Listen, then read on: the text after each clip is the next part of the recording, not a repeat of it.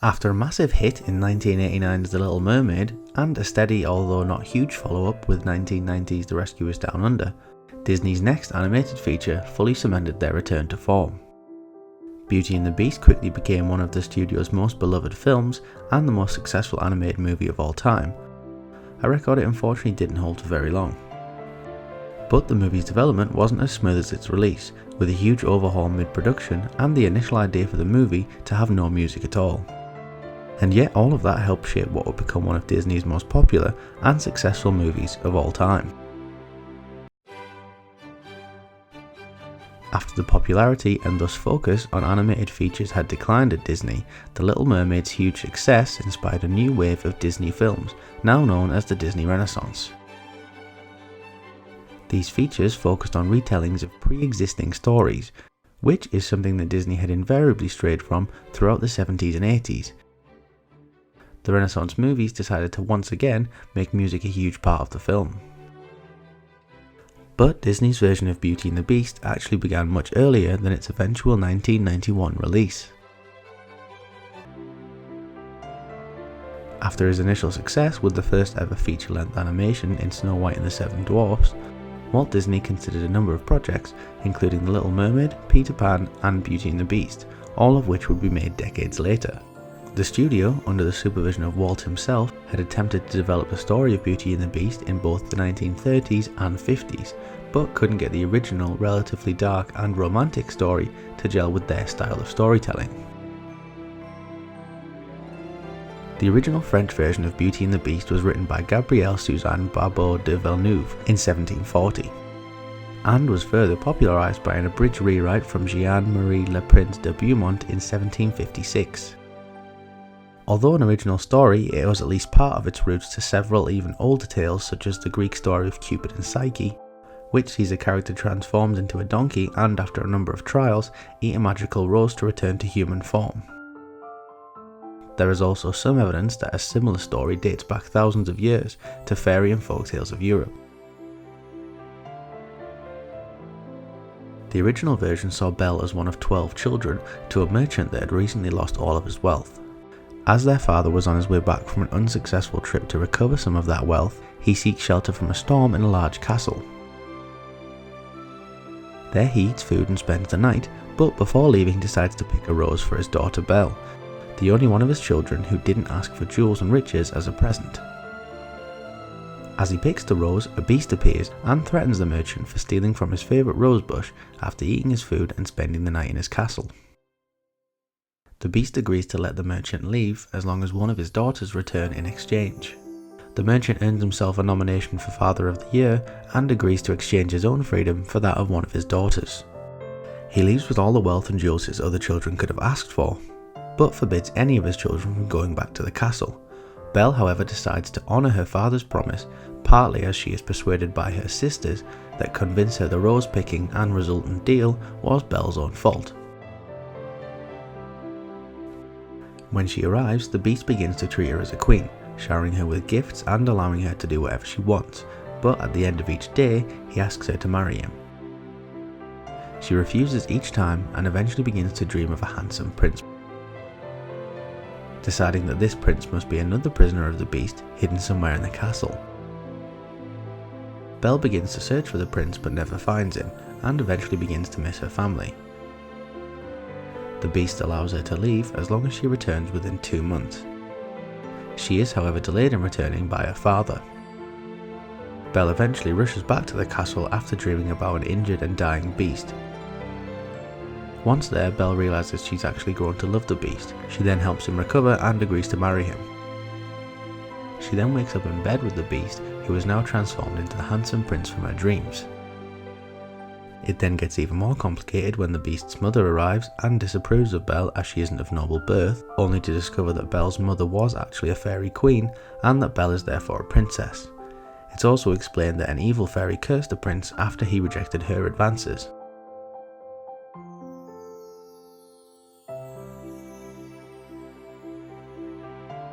The abridged and edited version from 1756 saw Belle now one of only 6 children rather than 12, and her being allowed to leave the castle for only 1 week rather than months. Much of the fairy-based backstory for both Belle and the Beast is edited out, although the core elements of the story remain. By the 1980s, when Jeffrey Katzenberg had taken over Disney's feature animation development, he decided to give Beauty and the Beast another attempt. The original plan was for the project to be headed by the acclaimed Richard Williams. In the London studio, Disney had set up for Williams so that he could lead animation for Who Framed Roger Rabbit. But Williams passed on the project to continue work on The Thief and the Cobbler, an animation he'd been working on since the 60s. Williams instead recommended Richard Purdom, and work began on developing the story and designing the characters. But as production began to ramp up, Katzenberg came to see the early story reels, and just as he would do with Aladdin and The Lion King, decided that almost everything needed to change. Interestingly, Katzenberg decided that the film needed a screenwriter, something that wasn't really the norm for animated films, which were instead usually refined and tweaked at the storyboarding stage. Linda Wolverton was hired to write the screenplay, and after noting the initial adjustment period of writing for a movie that was constantly shifting in these very early stages, went on to work on Disney screenplays that include Aladdin, The Lion King, Mulan, and the live-action Alice in Wonderland and Maleficent, as well as their respective sequels. During the shake-up, Purdom left the project, and directorial duties were offered to John Musker and Ron Clements, who had just finished up on the hugely successful The Little Mermaid. The duo, however, decided to turn it down, with first-time directors Kirk Wise and Gary Trousdale accepting the role. After the success of the musically based Little Mermaid, Beauty and the Beast, which was originally intended to feature no original songs, was shifted to be another animated feature, in the style of a Broadway production, thanks to the input of Howard Ashman and Alan Menken. The story was then further refined by an ensemble that included the likes of Wolverton, Ashman, Menken, Wise, Trousdale, Roger Allers, who would go on to direct The Lion King, producer Don Hahn, and lots more. The team was taken one step higher with the return of Joe Grant to Disney, who left the studio decades earlier after having developed characters like the Evil Queen in Snow White, Pinocchio, and co-writing both Fantasia and Dumbo. Wise and Trousdale credit Ashman with structuring the story like a Broadway musical, and thus making the songs key to the story. But complications from Ashman's HIV began to take their toll. Production was moved to New York near Ashman's home so that he could continue to develop the story and work on the music. As well as musical elements, a number of ideas from the 1946 live-action version of Beauty and the Beast were borrowed. This included living furniture and a romantic nemesis for the Beast, which came in the form of Gaston, with a similar character named Avenant in the 1946 version. The aim of these alterations was to add more traditional animation fun with the furniture and a real villain for the story in Gaston. With an increased focus on music after The Little Mermaid's success, it became key to the structure of Beauty and the Beast. The opening song, Belle, does a lot of the heavy lifting in establishing both characters and setting. Similarly, the mob song goes from Belle showing Gaston the magic mirror through to him riling up the townsfolk and leads right into their attack on the Beast's castle. The songs were specifically designed to advance the story in a quick and clever way. The most notable change to the music is moving Be Our Guest. Originally, the song was intended to be sung to Maurice as he first arrives at the castle, but it was deemed to be holding up Belle meeting the Beast, and just made more sense later in the story. 3 of the movie's songs were nominated for Best Original Song at the Academy Awards, with Beauty and the Beast beating out Belle and Be Our Guest. Alan Menken's score also won the award for Best Original Score. Menken and Ashman received their Oscars after Ashman's death. Due to complications from HIV, Ashman died before the film was actually finished, but his ideas remain key to shaping the songs and story even whilst he was bedbound. Ashman's work on The Little Mermaid, Beauty and the Beast and Aladdin, the latter 2 of which were released after his death, cemented his legacy as one of Disney Animation's most important contributors. A separate version of the Oscar-winning Beauty and the Beast was released with Celine Dion and Piabo Bryson singing. This version became a hit and charted well around the globe and was Dion's breakout song. For the movie's characters, it was important to keep focus on both Belle and the Beast, as in the original story, but still making sure everyone else built out that story to make it a more traditional animated feature.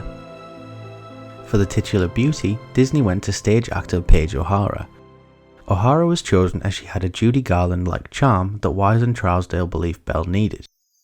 Belle was designed to be a beautiful girl who didn't necessarily realise it, one who was more bookish and wanted something deeper than simply a prince, as many of Disney's other leading ladies had. Belle was designed with the Judy Garland idea in mind and was led by Mark Henn and James Baxter, who had worked on Ariel for The Little Mermaid. Baxter studied ballet to ensure Belle's movements were fluid and seamless. The Beast was designed to really push what was possible in the animated format, avoiding anything seen in previous versions, which were just actors in costume. Disney went to Robbie Benson, who Wise and Trousdale thought was best able to capture both the harsh moments of the Beast as well as the softer moments where the prince shines through. The Beast was animated by Glenn Keane, who had led animation on Ariel and would go on to design and animate the likes of Aladdin, Pocahontas and Tarzan. Coincidentally, O'Hara would later voice Princess Alita, the love interest of Robbie Benson's Prince Valiant, in the Prince Valiant TV show that began only a few weeks before Beauty and the Beast was released. Gaston, played by Richard White, was designed to be the real villain of the story. Similar to the character of Avenant in the 1946 live-action version, Gaston's main goal was to marry Belle. Whereas the townspeople loved Gaston for being a handsome hunter, Belle is apparently the only one that sees through that appearance to the shallow slob within. He's the complete inverse of the Beast, being attractive on the outside but ugly beneath the surface. Gaston was animated by Andreas Deja, who had led design on King Triton and would go on to create Jafar for Aladdin and Scar for the Lion King, amongst many other iconic Disney characters. Deja initially struggled with keeping Gaston handsome whilst also being an expressive animated character, but was pushed to keep him as good looking as possible throughout the film. But even with a real villain, some more fun needed to be injected to the film, with the writers once again going to the 1946 version for inspiration. The living furniture was the perfect solution, as it was seen as not only an opportunity to inject some more fun and character to the movie, it also gave the studio a great excuse to create a bunch of new toys and merchandise. The idea then became that the Beast's curse was simply extended to his household staff, and thus characters like Mrs. Potts, the cook turned teapot played by Angela Lansbury, Lumiere, the former maitre d' and now Candlestick played by Jerry Orbach, Cogsworth, the former head of the household staff and now fitting the clock played by David Ogden Stiers, and Joanne Worley as a former singer and now wardrobe, along with many other characters, were all added to round out the film's cast.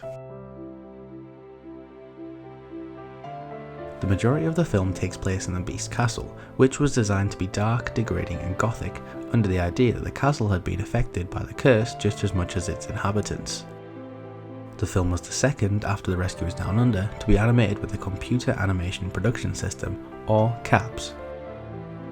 This new system meant that the digital inking and colouring process was much easier, and that it could be better incorporated with CGI elements.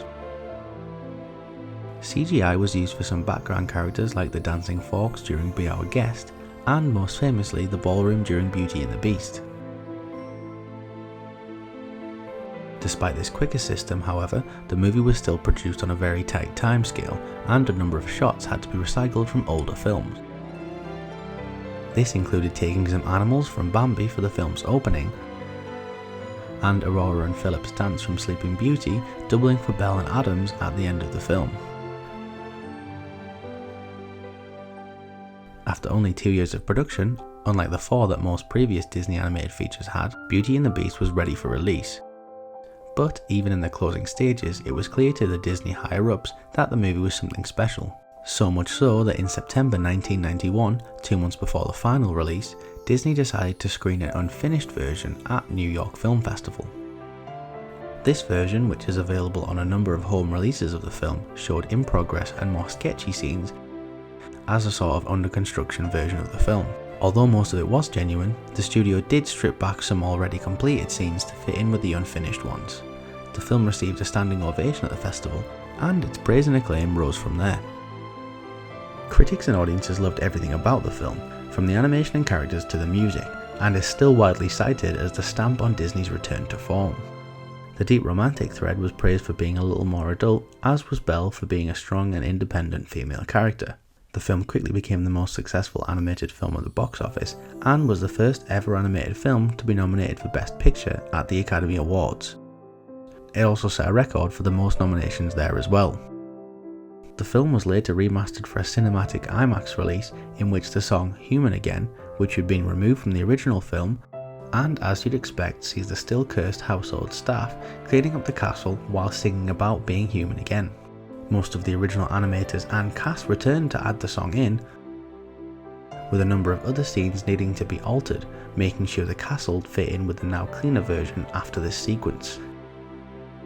As a result of its huge popularity, the film has performed exceedingly well in all of its home video releases, which included ending up as the 5th best-selling VHS of all time in the US, as well as being the 4th best-selling Blu-ray, which, when combining VHS, Blu-ray and DVD sales, totals to the film being the 4th best-selling of all time. Although the main film received critical acclaim and quickly became one of Disney's biggest ever franchises, its direct-to-video sequels didn't perform anywhere near as well.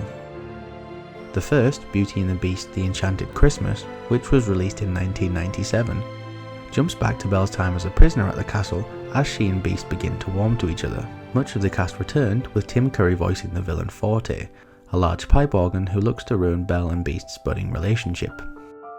Another sequel, titled Belle's Magical World, which followed a year later in 1998, showcases 3 short stories, each of which focus on different characters but are once again set during the original movie, whilst the curse is still active against the Beast and his staff. For a 2003 re-release of Belle's Magical World, a 4th short was added that was originally part of Belle's Tales of Friendship, another straight-to-VHS release that sees a live-action Belle, played by Lindsay McLeod, read through a storybook that leads to a number of Disney animated shorts. This live-action version of Belle also starred in the Sing Me a Story with Belle TV show, which similarly showed off other older Disney shorts under the guise of teaching children a particular lesson. As Beauty and the Beast became one of Disney's biggest franchises of the 90s, ever since its debut, characters have appeared across a number of Disney properties, including the House of Mouse and House of Villains, as well as various video games, including the Kingdom Hearts series. Despite originally being envisioned without music, the songs of Beauty and the Beast redefined the movie and were a key, if not the key element, to its success. And so naturally, talks about turning the animated feature into an actual stage musical didn't take long. Linda Wolverton was once again hired to write the story, deciding to deepen the emotion seen in the animated version, as well as adding in a number of new songs. Menken returned for the additional songs, bringing with him Tim Rice, who helped Menken finish the music for Aladdin and would work on The Lion King with Elton John.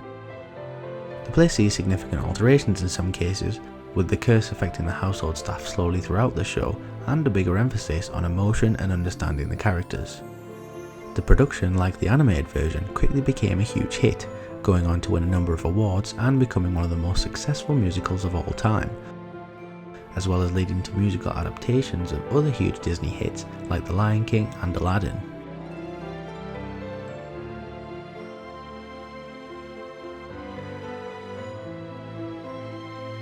In 2017 then saw the release of the live-action remake of the film, which boasted a star-studded cast that included Emma Watson as Belle, Dan Stevens as the Beast and Prince Adam, Luke Evans as Gaston, Josh Gad as LeFou, Ian McKellen as Cogsworth, Hugh McGregor as Lumiere, and Emma Thompson as Mrs. Potts. The film combined elements of the animated version with the stage play, and added new twists at the same time. The film once again saw some new songs from Alan Menken and Tim Rice, and it received a positive response, although most agreed it didn't surpass the animated classic.